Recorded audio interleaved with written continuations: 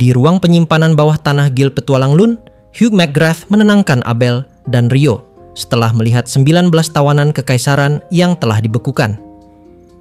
Ia menilai bahwa keduanya telah melakukan tugas mereka dengan baik, meskipun tindakannya mungkin terlalu berlebihan. Ucapannya membuat Rio sedikit lega, sementara Abel tampak lebih berhati-hati. Ia menyadari bahwa penangkapan ini akan memicu reaksi keras dari kekaisaran, yang pasti akan berusaha merebut kembali orang-orang mereka beserta alat alkimia yang disita. Hugh memahami kekhawatiran itu. Ia menjelaskan bahwa kerajaan saat ini tidak memiliki tekad politik untuk menentang kekaisaran secara terbuka. Jika perang pecah, kerajaan akan cenderung bersikap pasif, hanya menyesali serangan tanpa benar-benar membalas. Perbedaan kekuatan dan keberanian antara kedua negara menciptakan jurang yang dalam cara mereka bertindak. Abel memperkirakan bahwa pasukan kekaisaran, terutama unit elit di bawah Jenderal Ranshas dan Letnan Jurgen, pasti akan mengambil risiko untuk merebut kembali rekan-rekan mereka. Hugh menyetujui pendapat itu dan segera memerintahkan Nina, petugas penerima guild, untuk melapor kepada Lord Finley Forsyth. Ia juga memerintahkan agar 19 belenggu pingsan dan kursi pemaksaan digunakan sepenuhnya dalam proses interogasi. Rio yang belum memahami istilah-istilah itu bertanya pada Abel. Abel menjelaskan bahwa belenggu pingsan adalah alat sihir yang menjaga tawanan tetap tidak sadar, dikembangkan pada masa Raja Richard dan hanya tersisa sedikit di seluruh kerajaan. Hugh menambahkan bahwa Lun, meski daerah terpencil, memiliki persediaan terbanyak setelah ibu kota. Rio sempat bergurau bahwa dirinya hampir saja ikut membeku selamanya, yang dijawab Hugh dengan senyum sinis khasnya. Ketika menanyakan tentang kursi pemaksaan, Rio mendengar penjelasan bahwa alat itu digunakan untuk mengekstrak informasi langsung dari pikiran seseorang dengan cara memaksa. Meskipun lebih manusiawi daripada penyiksaan, konsepnya tetap membuatnya tidak nyaman. Rio menilai bahwa memaksa kehendak seseorang, apapun alasannya, tetap salah. Abel memahami pendapat itu dan tidak berdebat lebih jauh, tahu bahwa sifat Rio yang idealis jarang bisa digoyahkan. Setelah semua tawanan dipindahkan dari peti es ke belenggu pingsan, mereka dibawa pergi untuk diinterogasi. Rio menyadari beberapa dari mereka adalah anggota ksatria perbatasan Lun, dan kemungkinan besar merekalah yang akan bertempur bila kekaisaran datang menyerang. Abel menjelaskan bahwa para tawanan tidak akan dikirim ke ibu kota karena risiko pengkhianatan terlalu besar. Rio justru terlihat bersemangat mendengar kemungkinan adanya pengkhianat, merasa hal itu seperti kisah dalam petualangan yang nyata. Saat keduanya berbincang, pembicaraan mereka sempat menyinggung Finley Forsyth, Grandmaster di ibu kota sekaligus ayah dari Elsie, wanita yang pernah hampir menikah dengan Hugh. Hubungan yang gagal itu menjadi gosip di antara mereka, disertai komentar ringan dan saling sindir yang menunjukkan kedekatan khas antara Abel dan Rio. Meski suasana mulai ringan, bayangan ancaman dari kekaisaran tetap menggantung di atas mereka, menandakan bahwa ketenangan di Lun tidak akan bertahan lama. Pasukan kekaisaran tidak mungkin mengirim pasukan besar karena jarak yang jauh dari perbatasan, sehingga hanya pasukan elit yang dapat melakukan serangan mendadak ke wilayah Lun. Rio dan Abel sama-sama menyimpulkan bahwa jika kekaisaran benar-benar menyerang, kemungkinan besar mereka akan mengirim pasukan bayangan di bawah komando Jenderal Ranshas, yaitu pasukan ke-20 kekaisaran. Abel, yang sejak kecil mempelajari kekuatan militer negara-negara sekitar, memahami bahwa diplomasi dan kekuatan militer saling terkait erat, dan bahwa diplomasi tanpa kekuatan militer hanyalah ilusi. Kekaisaran yang sangat memahami prinsip ini tidak diragukan lagi akan menggunakan kekuatan militernya bila diperlukan. Abel menyadari kemungkinan bahwa kekaisaran mungkin memiliki kekuatan tersembunyi yang belum diketahui pihak kerajaan. Sementara Rio merasa khawatir apakah Lun dapat bertahan bila benar-benar diserang. Abel mencoba menenangkan dengan mengingatkan bahwa pasukan ksatria Lun dilatih oleh orang-orang kuat seperti Sera. Meski Rio masih meragukan kemampuan mereka melawan individu seperti Jurgen, wakil komandan pasukan penyihir api ledakan. Saat mereka berbicara, 19 tawanan kekaisaran yang telah diamankan dibawa pergi. Rio bertanya kemana para tawanan itu akan dibawa, dan Abel menjelaskan bahwa beberapa mungkin akan diperiksa dengan kursi pemaksaan, sementara sisanya ditempatkan di penjara bawah tanah. Mendengar istilah itu, Rio yang sebelumnya tegang tiba-tiba bersemangat. tertarik dengan hal-hal yang jarang ditemui dalam kehidupan nyata seperti pengkhianatan atau penyiksaan rahasia. Tak lama kemudian, Rio dan Abel berada di salah satu dari 4 kereta kuda yang mengangkut para tawanan. Mereka diizinkan ikut menuju kediaman Tuan Tanah karena Rio dikenal sering berlatih di markas ksatria. Di perjalanan, Rio bertanya-tanya mengapa pasukan bayangan kekaisaran memilih cara rumit seperti memanggil Wyvern untuk melakukan sabotase, dan Abel menjelaskan bahwa metode sederhana seperti pembunuhan pejabat tinggi biasanya lebih efektif, namun kali ini tidak mungkin dilakukan karena wilayah Acre diperintah oleh Marquis Alexis Heinlein, seorang mantan komandan pasukan ksatria kerajaan sekaligus ahli pencegahan mata-mata. Di bawah pengawasan Heinlein, mata-mata dari negara lain dikabarkan tidak akan bertahan lebih dari 24 jam di Acre, berkat sistem keamanan dan penggunaan alkimia yang luar biasa canggih. Rio terkesan dan merasa bangga, terutama karena mengenal putra Heinlein, Phelps Heinlein, seorang petualang berbakat dari Lund, yang juga calon pewaris bangsawan itu. Akhirnya, kereta yang mereka tumpangi tiba di kediaman Tuan Tanah. Setelah mengucapkan terima kasih kepada pasukan ksatria yang mengantar, Rio dan Abel melangkah menuju rumah Baron Kenneth Hayward, orang yang dikenal sebagai salah satu ahli alkimia terbesar di kerajaan. Cerita sebelumnya sudah selesai. Sekarang kita masuk ke dalam bab baru, yaitu pertarungan di dalam kediaman Lord. Pada awal cerita, Sin pun lebih dulu bergeser menuju kepada Oscar dan Fiona lagi.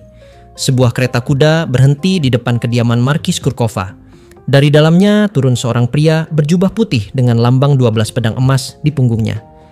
Ia adalah Hartmut Bartel, salah satu dari 12 ksatria kaisar, pewaris keluarga Bartel, dan kakak dari Jurgen Bartel, wakil Oscar yang kini ditahan oleh kerajaan.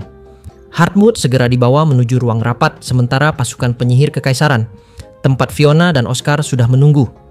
Dengan sopan, ia menyatakan bahwa dirinya datang atas perintah kaisar untuk membantu operasi penyelamatan, siap tunduk pada perintah mereka berdua. Oscar lalu menjelaskan situasi. 19 orang dari kekaisaran telah ditangkap, 9 dari pasukan ke-20 di bawah Jenderal Ransias, dan 10 dari pasukan penyihir di bawah Jurgen. Perintah kaisar jelas, mereka harus direbut kembali bersama dengan sebuah kotak alkimia yang mampu merekam topografi menjadi peta sihir. Hartmut segera memahami bahwa misi mereka memiliki 2 sasaran, penyelamatan para tawanan dan perebutan kembali alat alkimia tersebut, yang kini kemungkinan besar akan jatuh ke tangan Baron Kenneth Hayward, seorang alkemis jenius dari ibu kota yang sedang menuju Lund. Karena itu, selain menyelamatkan para tawanan, mereka juga harus menculik sang Baron demi kepentingan kekaisaran. Tak lama kemudian, seluruh persiapan dibereskan di bawah komando Maria, komandan pasukan ksatria. Setelah memastikan semua perlengkapan dan muatan selesai dimuat, Maria memimpin Fiona, Oscar, dan Hartmut menuju pelabuhan, sebuah fasilitas bawah tanah luas yang dipenuhi batu bata dan struktur besi besar. Di sana berdiri sebuah kapal raksasa tanpa air di sekitarnya, sebuah kapal perang udara. Kapal itu adalah Markdorf, kapal perang udara kelas Markdorf pertama, hasil pengembangan terbaru wilayah Markis Kurkova. Meskipun masih dalam tahap uji coba, kapal itu dilengkapi perlengkapan tempur lengkap dan diizinkan untuk digunakan langsung oleh Kaisar Rupert ke-6 sendiri. Karena misi penyelamatan tawanan menjadi prioritas tertinggi, risiko penggunaan senjata rahasia ini diabaikan. Pasukan pun bersiap. 40 penyihir kekaisaran dan 100 prajurit divisi kelima telah berbaris rapi di bawah perintah Maria. Mereka akan berangkat menuju Lund, menembus langit selatan dengan kapal perang udara itu. Saat kapal mulai mengudara, ruang kendali dipenuhi perintah dan laporan beruntun. Perangkat alkimia diaktifkan, dinding kedap udara tertutup, sistem penyamaran diterapkan. Kapal melaju stabil di ketinggian 10.000 meter. Fiona, Oscar, dan Hartmut hanya bisa mengamati, tak sepenuhnya memahami sistem kompleks yang dikendalikan oleh para pelaut langit dari tim pengembang Kurkova. Namun, Oscar tiba-tiba merasa ada yang aneh. 6 orang yang mengoperasikan kapal semuanya mengenakan tudung dalam, menutupi wajah mereka meski suhu ruangan tidak dingin. Ketika salah satu dari mereka tanpa sengaja terpeleset menyebut nama Oscar, kecurigaannya terjawab. Kapal itu dikendalikan oleh kelompok petualang Ransha Rengeki, parti B kelas kekaisaran yang 6 tahun lalu terkenal dalam turnamen peringatan ke-50 karena 2 anggotanya mencapai 3 besar dan 8 besar. Oscar mengenali mereka. Elmer sang pemimpin, Zasha si pengguna pedang ganda, kakak beradik pemanah Yusi dan Rasi, penyembuh Misart, serta pengintai An. Dulu mereka menghilang dari dunia petualangan dan kini ternyata bekerja sebagai awak kapal perang udara rahasia kekaisaran. Setelah turnamen itu, mereka diundang langsung oleh keluarga kerajaan dan Countess Kurkova untuk ikut mengembangkan kapal ini sebagai kru tetap dengan imbalan rumah serta gaji besar di wilayah Kurkova. Percakapan mereka diam-diam disimak oleh Fiona, Maria, dan Hartmut dari kejauhan. Fiona mengenali nama Rancer Rengeki. Ia pernah menonton turnamen itu, bahkan masih ingat bagaimana Oscar mengalahkan seorang elf dalam pertarungan semifinal yang menggetarkan. Ketika Fiona menyebut momen itu, Hartmut tersenyum tipis, tetapi senyum itu bukan hanya tanda nostalgia. Di baliknya tersimpan gairah bertarung yang nyaris tak tersembunyi. Senyum gila perang itu hanya muncul sesaat, namun Fiona melihatnya jelas. Ia menyadari, di balik sikap sopan dan kecerdikan Hartmut Bartel, tersimpan hasrat bertarung yang menggelegak, sesuatu yang wajar bagi salah satu dari 12 kesatria kaisar. Fiona hanya bisa menarik napas kecil, menyadari bahwa pertempuran yang akan datang di istana Lord Lun mungkin akan menjadi lebih dari sekadar misi penyelamatan. Sementara itu, di sisi lain, Rio dan Abel menunggu di sebuah pavilion terpisah.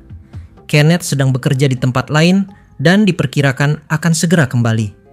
Rio dan Abel menghabiskan waktu dengan percakapan ringan yang lebih menyerupai candaan daripada perdebatan, seperti kebiasaan mereka sehari-hari. Tak lama kemudian, Kenneth tiba dan meminta maaf karena telah membuat mereka menunggu. Rio dengan santai menyerahkan sebuah kotak logam kecil berukuran sekitar 10 cm kepadanya.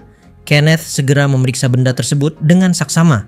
Kotak itu tidak memiliki tombol atau tuas apapun, dan setelah menilai bentuk serta bahannya, Kenneth memastikan bahwa benda tersebut adalah alat alkimia tingkat tinggi yang sangat rumit. Ia menjelaskan bahwa alat semacam itu hanya bisa diaktifkan dengan mengalirkan sihir sambil mengucapkan kata-kata tertentu sebagai kunci.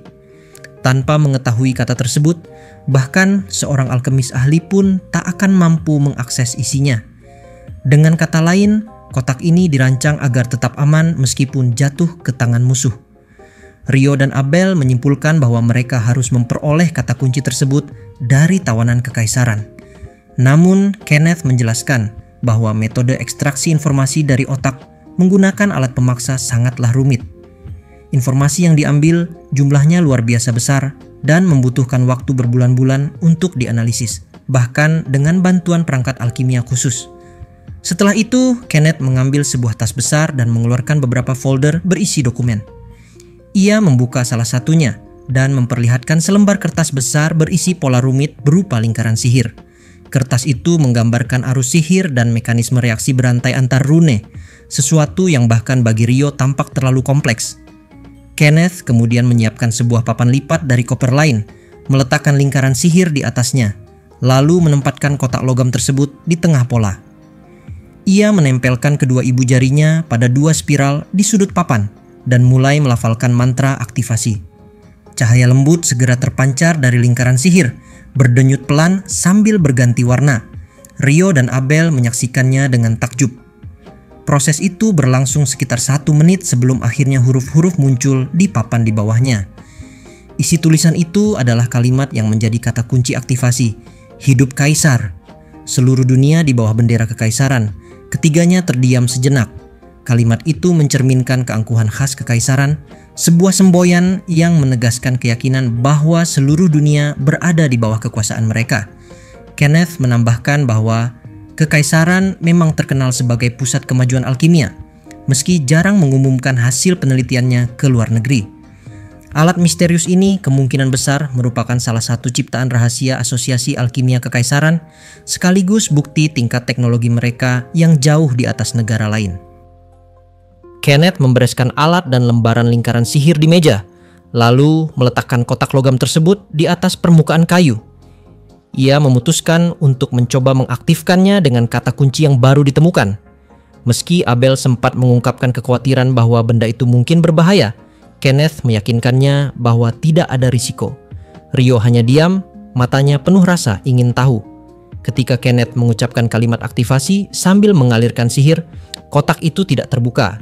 Namun deretan tulisan bercahaya muncul di permukaannya. Ia membaca dan mengoperasikan simbol-simbol itu dengan hati-hati hingga akhirnya menemukan jawabannya. Kotak tersebut ternyata adalah alat alkimia yang dirancang untuk mengumpulkan data topografi dengan memanfaatkan sihir elemen tanah. Penjelasan itu menimbulkan kebingungan di antara Rio dan Abel, sampai Kenneth menambahkan bahwa informasi yang dikumpulkan kemungkinan dikirim ke alat alkimia lain yang lebih besar, mungkin di ibu kota kekaisaran, untuk kemudian dianalisis dan digunakan dalam pembuatan peta. Abel segera memahami maksudnya. Dalam operasi militer, peta wilayah musuh adalah informasi strategis paling penting. Berdasarkan itu, ia menyimpulkan bahwa kekaisaran sedang menyiapkan kemungkinan invasi ke kerajaan. Ruangan itu seketika menjadi hening. Tak seorang pun tahu kapan perang itu akan pecah. Mungkin setahun lagi, 5 tahun, atau bahkan 10 tahun. Namun ancaman itu kini terasa nyata.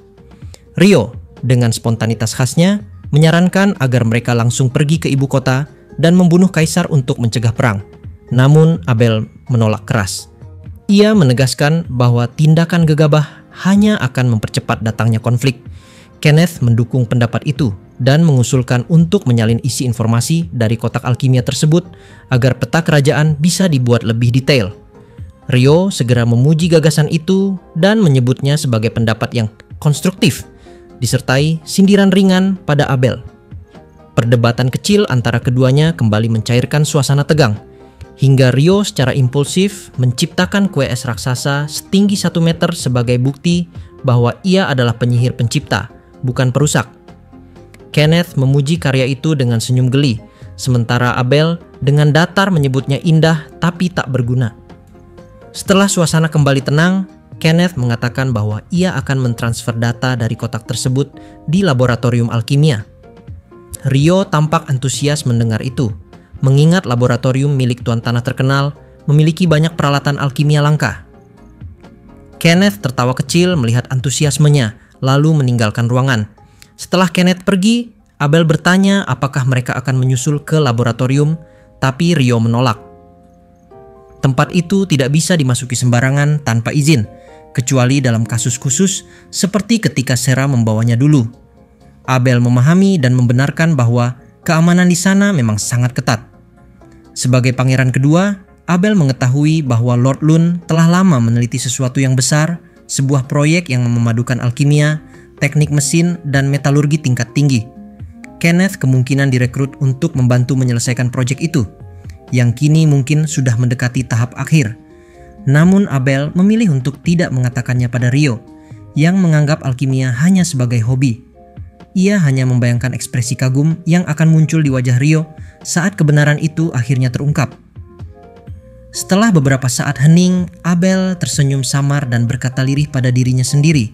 Rio sempat menanyakan ucapannya, tapi Abel mengalihkan topik, mengajak untuk melihat penjara bawah tanah tempat para tawanan disimpan. Rio langsung setuju dengan semangat. Keduanya lalu meninggalkan paviliun, melangkah menuju bangunan kedua di kompleks Istana Tuan Tanah, tempat di mana kursi pemaksaan dan para tahanan kekaisaran menunggu nasib mereka. Scene pun kini bergeser lagi. Di dek kapal Markdorf, persiapan akhir operasi penangkapan kembali sedang dilakukan. Hartmut, salah satu perwira, mengajukan pertanyaan mengenai posisi tepat kota Lun yang tengah dikepung. Fiona menjelaskan bahwa lokasi pasukan musuh akan dapat ditentukan begitu mereka mendekat, sebab dirinya memiliki kemampuan sihir untuk mendeteksi keberadaan pasukan penyihir dalam jarak tertentu. Kemampuan ini bersifat rahasia negara, hanya diketahui oleh Kaisar, Count Kirchhoff, dan pasukan yang terlibat dalam operasi, sehingga Hartmut diminta untuk menjaga kerahasiaannya. Ia menyadari bahwa pelanggaran terhadap rahasia semacam itu dapat berujung pada hukuman mati, bahkan bagi anggota Ksatria 12 Kaisar sekalipun. Namun, rasa ingin tahu sempat muncul dalam benaknya. Fiona dikenal sebagai penyihir dengan penguasaan elemen api dan cahaya, dua elemen yang sangat jarang dikuasai bersamaan, dan keduanya tidak memiliki hubungan dengan sihir, pelacakan, atau penguasaan wilayah. Hal itu membuat Hartmut bertanya-tanya bagaimana ia dapat menentukan posisi pasukan musuh. Pandangannya terhenti pada pedang di pinggang Fiona. Raven, pedang suci, turun-temurun keluarga kerajaan yang kini berada di tangan putri ke-11. Pedang itu dikatakan menyimpan kekuatan dua elemen sihir, api dan angin. Hartmut menduga bahwa kemampuan Fiona mungkin berasal dari sifat khusus pedang suci tersebut, namun ia menahan diri untuk tidak mengatakannya. Ia tahu membicarakan hal seperti itu bisa berakibat fatal. Hartmut mengesampingkan rasa penasarannya dan memusatkan perhatian pada laporan akhir operasi. Informasi penting diyakini dapat diperoleh dari 19 tawanan, sehingga tidak ada waktu untuk menunggu malam tiba. Serangan akan dilancarkan segera setelah kapal mencapai langit di atas kota Lun. Elmer, Kapten Markdorf memperkirakan waktu tiba sekitar 1 jam lagi, pada pukul 4 sore. Oscar, pemimpin operasi, menetapkan bahwa seluruh rangkaian serangan, penangkapan kembali, dan penarikan pasukan harus selesai dalam 30 menit. Selama itu, Markdorf akan memberikan dukungan udara dan meninggalkan 20 penyihir divisi untuk membantu penyerangan dari atas. Kapal tersebut menjadi titik tumpu sekaligus perlindungan utama selama operasi berlangsung. Sementara itu, di dalam kota Lun yang sedang terkepung, Rio dan Abel tengah menuju gedung kedua ketika tanpa sengaja bertemu seseorang yang dikenal Rio, Abraham Lewis, pemilik toko senjata di Lun. Mereka pertama kali bertemu ketika Rio membeli busur untuk Ed di Whitnash. Setelah menutup tokonya di sana, Abraham membuka usaha baru di Lun dan bekerja sama dengan bengkel pengembangan di kediaman tuan tanah. Bagi Rio, Abraham adalah pengrajin jenius yang tidak hanya menciptakan busur tembakan berulang luar biasa, tetapi juga ahli pembuat jam tangan yang langka. Setelah berbincang singkat, mereka melanjutkan perjalanan menuju gedung kedua. Dalam perjalanan, mereka kembali berpapasan dengan Hugh McGrath, Guildmaster yang baru saja mereka temui sebelumnya. Hugh menanyakan maksud kedatangan mereka, dan Abel menjelaskan bahwa ia ingin melihat kursi pemaksaan, alat alkimia yang digunakan untuk mengekstraksi informasi dari tawanan. Hugh menjelaskan bahwa alat tersebut sangat rahasia dan berbahaya, tetapi akhirnya setuju untuk membawa mereka ke tempat penyimpanannya. Hugh menambahkan bahwa kursi itu tidak disimpan di penjara bawah tanah, melainkan di gudang besar di gedung kedua, karena kelembapan dapat merusak komponennya. Alat semacam itu bahkan tidak dapat direplikasi oleh para alkemis modern. Rio tampak kesal mendengar hal tersebut, yakin bahwa gurunya, Baron Kenneth Hayward, akan mampu membuatnya jika diberi waktu dan sumber daya yang cukup. Hugh hanya bisa menanggapi dengan canggung atas keyakinan keras kepala itu. Mereka tiba di depan gudang besar yang dijaga ketat oleh pasukan Ksatria Lun. Hugh menggunakan otoritasnya sebagai Guildmaster untuk memasuki tempat itu. Rio, dengan percaya diri, meniru gaya bangsawan yang sering ia lihat, sehingga tanpa disadari para penjaga pun memberinya izin masuk. Abel hanya bisa menggelengkan kepala melihat kelakuannya.